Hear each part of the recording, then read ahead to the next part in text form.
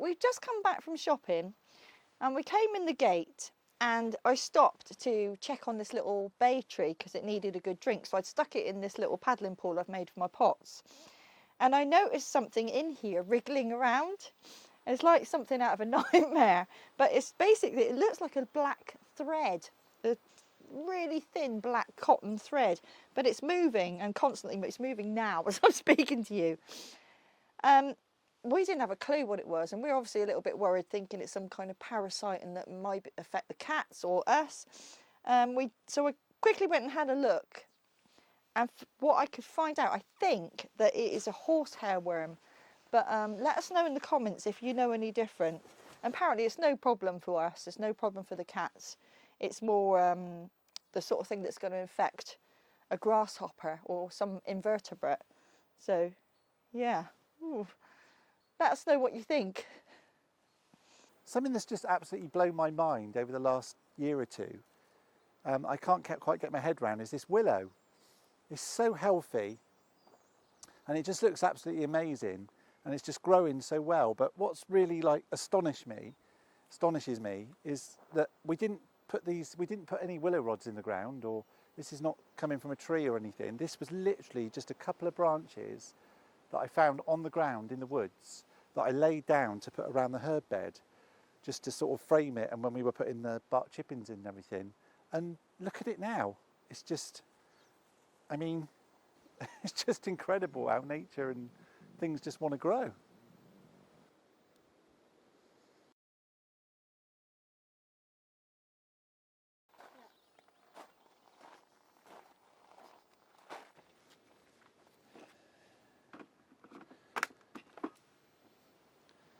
So we've just got back from work, nice and early, which is always nice. Early afternoon. So a little job I've been wanting to do for a while now is just finish off this cladding on the surround around our leisure batteries. So we've also got the little green roof on the top, which is not so green at the moment. But Michelle's got a hops to go in here, and we've made a little planter, and it's going a bit wild at the moment, and it's desperate to cling to something. So yeah, she's been on to me to do this. So I'm going to get this little bit of cladding done now, make some in for, or cut some branches up for it to climb up, and then Michelle can pot it up.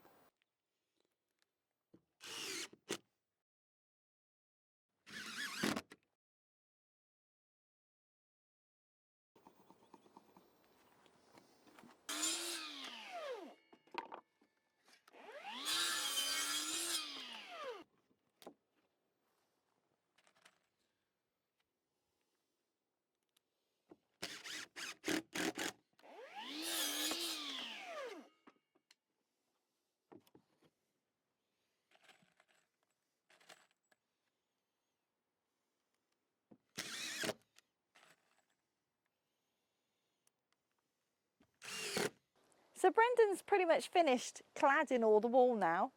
It looks really good. It's almost ready for me to put my little hops in. So I'm just waiting for him because he's gone to go and collect some more sticks, which is what he loves to play with most. He's going to attach them to the wall, and then that will then give my hops plant something to scramble up.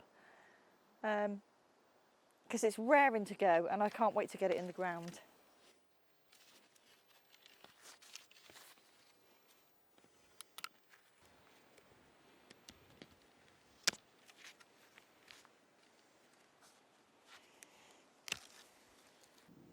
So do you want just something similar to this, yeah? About the same distance apart? Yes, please. The hops likes to twine upwards, so going vertically is good. Are these too bendy then? No, it's fine. Okay.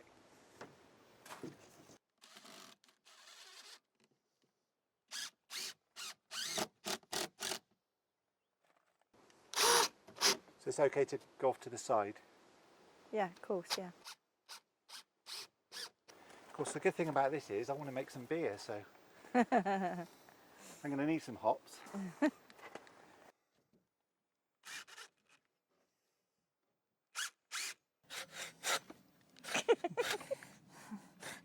That's a bit too close up. I know, Grizzly Adams.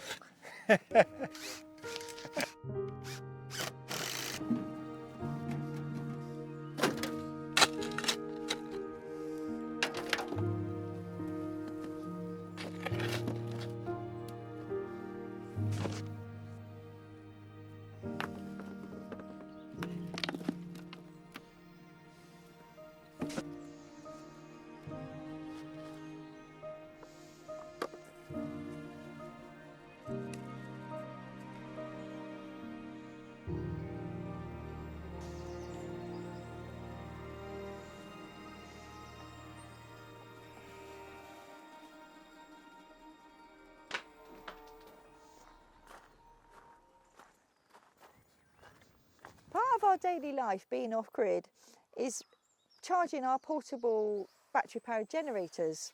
So we're very lucky, we've got two. One we brought with us, we bought that before we came. This one was donated to us basically to review, so we were very lucky. But as much as we possibly can, oh, there's a little frog on the solar panels, look at him. Sorry about that, got completely distracted by the frog. They are just everywhere at the moment. But these two solar panels here are separate from our main system and are dedicated to charging our battery powered generators.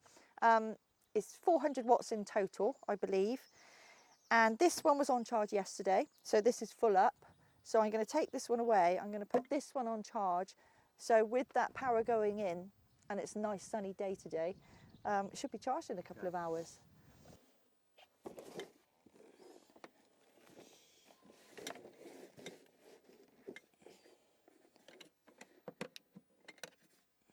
So as you can see, it's a very simple, basic off-grid system, very rustic, just sort of bodged together. But the stand that our solar panels are on will keep the battery generator dry, and this also keeps any excess rain off if it does decide to come in sideways, and also stops the sun beating down on it, because it can get quite hot in there actually. Anyway, let's take this one back.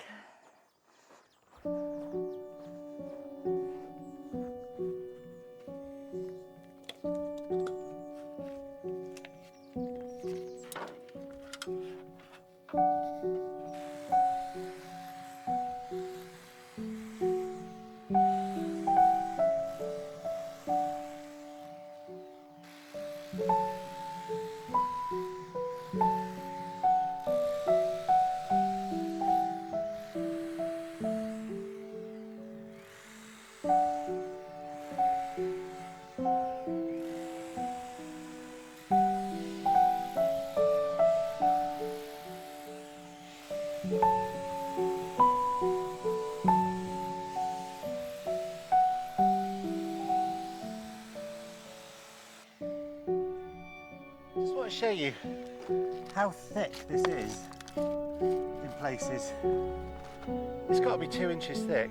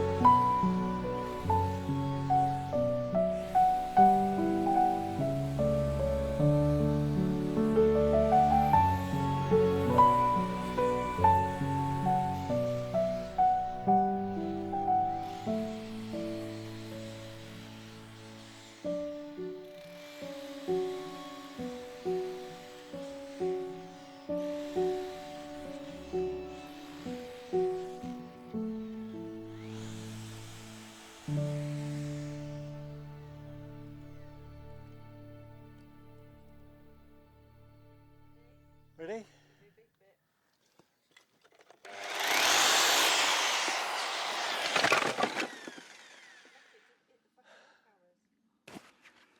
Right, so much power we've used. 77%. So 23. What's that been about? 15 minutes? 15 minutes? Okay, have a quick cuppa now and then come and do another half an hour.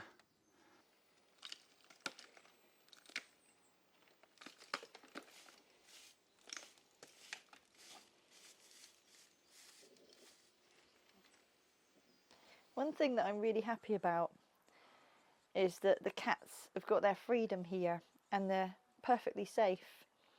I keep them in at night anyway, but Daisy, when she was just, well, she wasn't even 2 years old, and it was where I lived before, and I had a pretty safe garden to be fair, and it was a little trek to the road, but she'd still made her way to the road.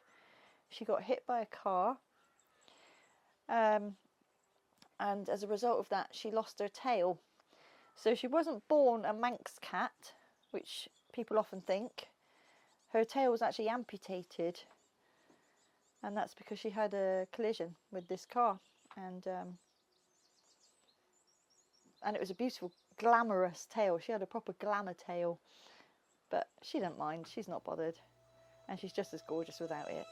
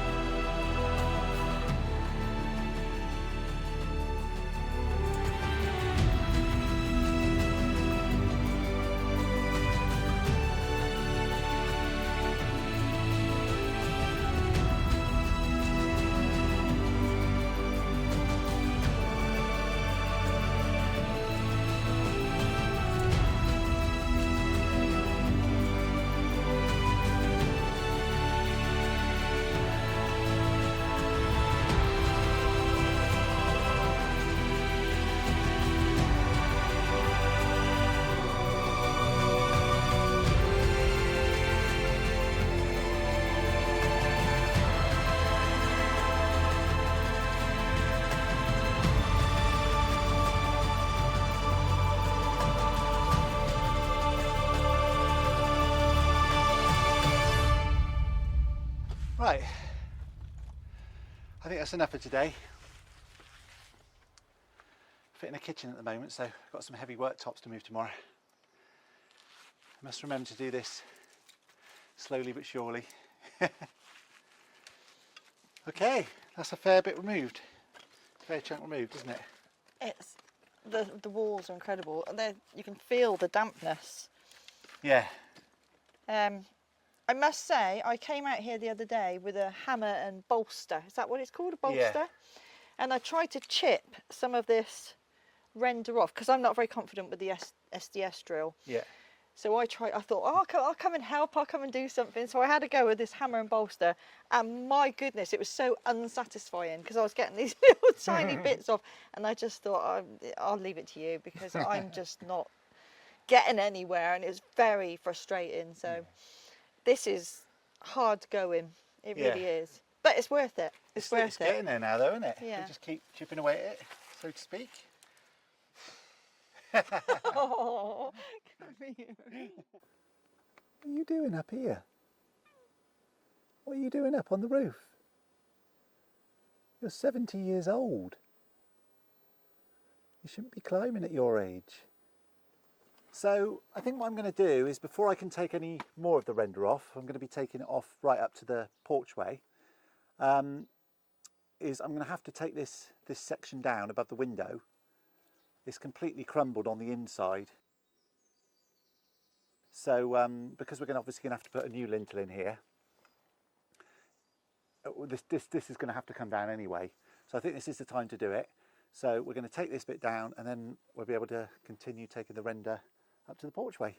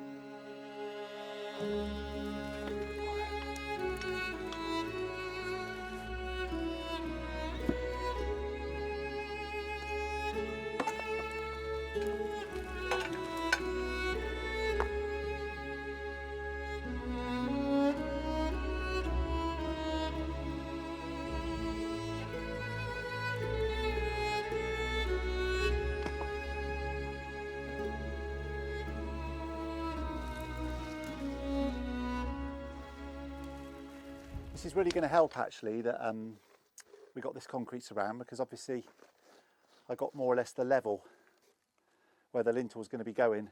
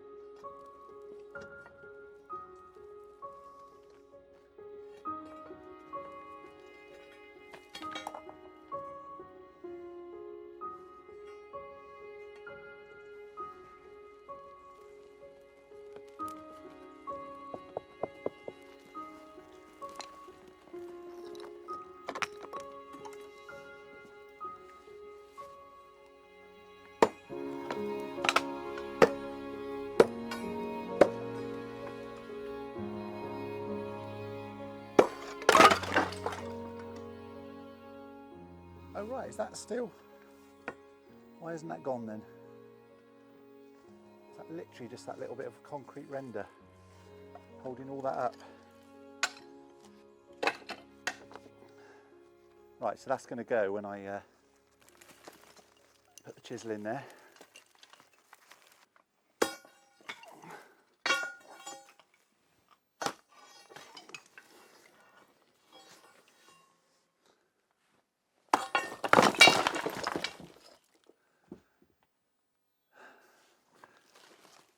So there we go. That's brilliant. I thought we were supposed to be repairing it, not destroying it, darling.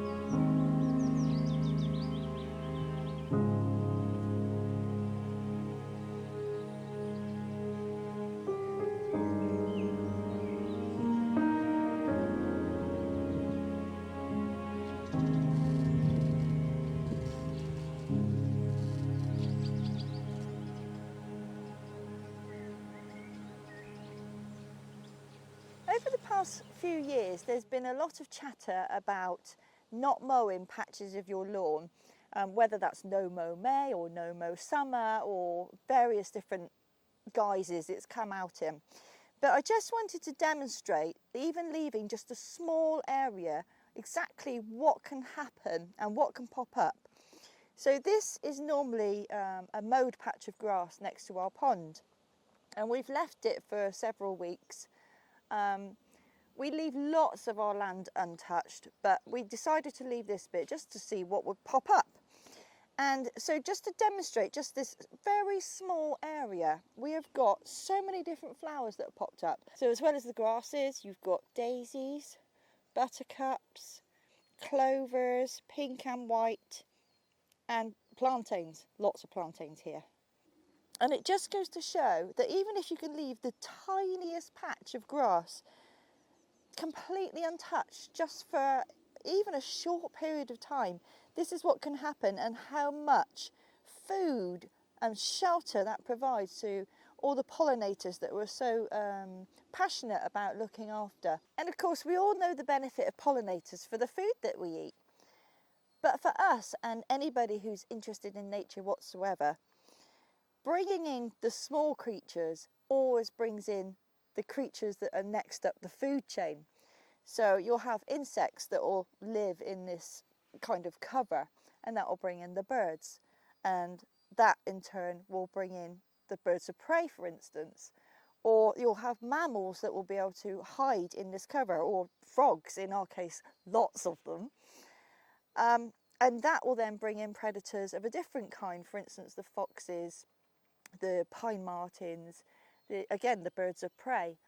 So all that says to me really is that diversity just in your lawn, in a small patch of lawn, can bring in a whole myriad of diversity of creatures and wildlife that can come into your garden. So for us, it's just a no-brainer.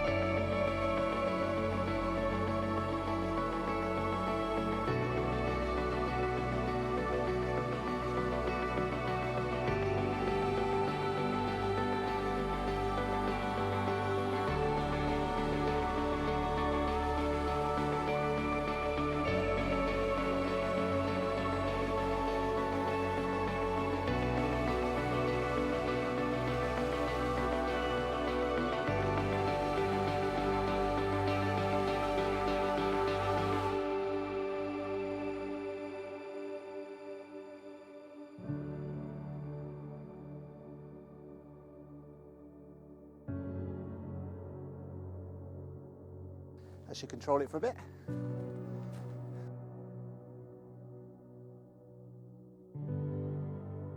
Old man. Yeah. Okay, so that wraps it up for this week. My favourite part was definitely the baby blue tits feeding. It's always a joy to watch them and their parents together. I was also really happy to get my hops in the ground. But all you're thinking of is how you're going to make beer from them and possibly cider from the apples in the orchard. Yeah. So that's something really, you know, you're going to have to learn and get into, aren't you? Yeah, definitely. Yeah. Obviously, a huge amount of render came down. That was quite hard work, wasn't it? Yeah, yeah. That was quite a process, but a lot got done, and the lintel and everything. How we're going to have to I can't visualise it, but he knows exactly what to do, so I'm just going to kind of leave that to him. The other thing, obviously, was the willow. That constantly surprises you, doesn't it? Yeah, well, you're always telling me, like, you know, how things grow and everything, but yeah, that just blows my mind, really. I could understand if we planted it, but the fact I just literally laid a couple of branches on the ground and it's shot up the way it has is just amazing. And I think if I just left it, it'd grow like 10, 15 feet tall. So obviously we're sort of shaping it at the moment and making it into almost like a little willow fence. So yeah, but it's really nice, isn't it? It's become a bit of a willow monster over there. Yeah. So coming up next week, we have the last part of the baby blue tit story. So that's when they're starting to feed on their own and their parents have kind of left them to it, which seems really sad, but it's all part of the process. They'll be all grown up and I'm sure they'll still be hanging around here. Yeah. And also I need your help with something regarding a particular weed that, with the wealth of knowledge that is out there, I'm really hoping somebody might be able to help me with that one. And also we're talking about a little bit of a failure we had when we arrived and what we had to do to learn from that and resolve it. You're going to be talking about that one, aren't you? Yeah. So again, it's Saturday, 7 p.m. and we'll see you again next week. Yeah. Thanks for watching. Take care.